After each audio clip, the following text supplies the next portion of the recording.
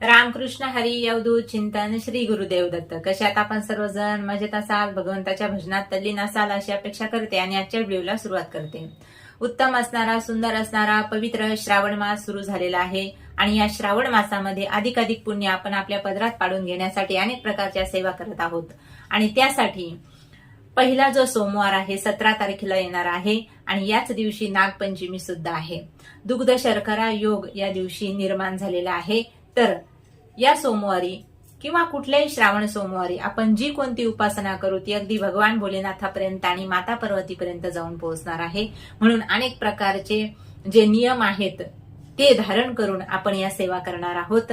तर बघा, ज्यांच्या जीवनामध्ये खूप त्रास असेल, कष्ट असेल आणि कुठेही ज्यांना यश मिळत नसेल, आपलं खरं असूनही जर कुणी जर ऐकत नसेल किंवा कोर्ट कचेरीची जी कामे आहेत ती जर लवकरात लवकर होत नसतील, खूप दिवसापासून एखादा निकाल असेल तर तो लागत नसेल, तर त्यासाठी या सोमवारी आपल्याला एक सोपा आणि साधा उपाय करायचा आहे. तर उपाय काय आहे जाणून घेण्यासाठी संपूर्ण व्हिडिओ पहा.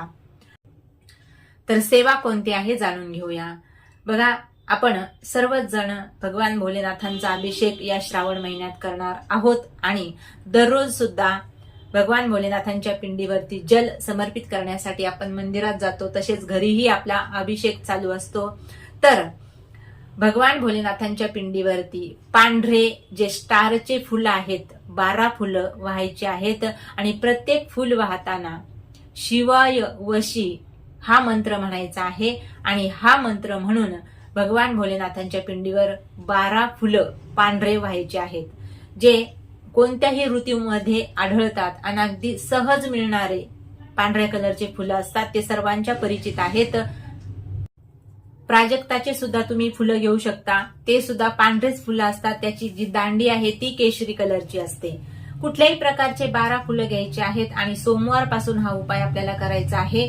खूप त्रास असेल, सर्व त्रासातून मुक्त होण्यासाठी सर्वांनी आपलं म्हणणं जर ऐकावं असं वाटत असेल किंवा कधी कधी असं होतं आपण खूप काही खरं बोलतोय पण समोरचे आपलं ऐकूनच घेत नाहीत, तर त्याच्यासाठी हा उपाय आहे.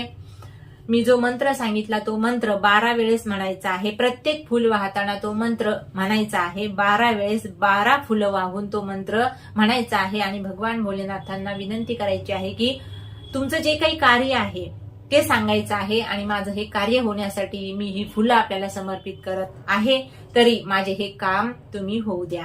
सोपा उपाय आहे.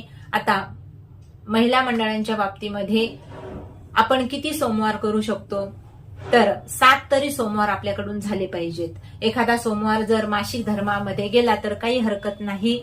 पुढचा सोमवार आणि मागचे सोमवार धरून असे 7 सोमवार आपल्याला हा उपाय करायचा आहे. आणि पुरुष जर करत असतील तर 12 सोमवार हा उपाय करायचा आहे. अतिशय सुंदर, सोपा, सुलभ उपाय आहे.